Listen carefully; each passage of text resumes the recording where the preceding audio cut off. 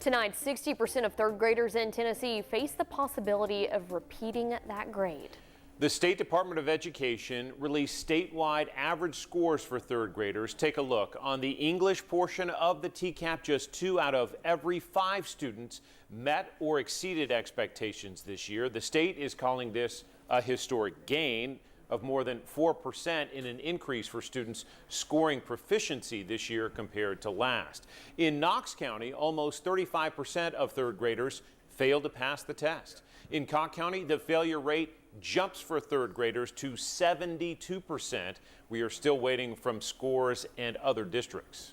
Not all these students will be held back, though. There are exceptions if a student has a disability or if English isn't their first language. But parents still say it is not fair to base it all on one test. Tonight we have team coverage of these scores. 10 News reporter Ryan Connors has one example of the English portion of the TCAP. But let's turn first to reporter Grace King. You spoke to 2 lawmakers, and these are folks who passed this law last year. It took effect this year. Grace?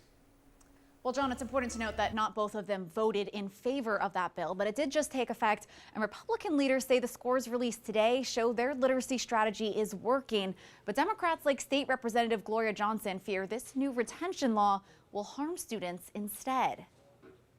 Those who know the child best should be making these high-stakes decisions. Representative Gloria Johnson says legislators shouldn't be holding kids back. You have to be careful about who you retain. It has to be the right kid for the right reasons and not because of 1 or 2 test scores.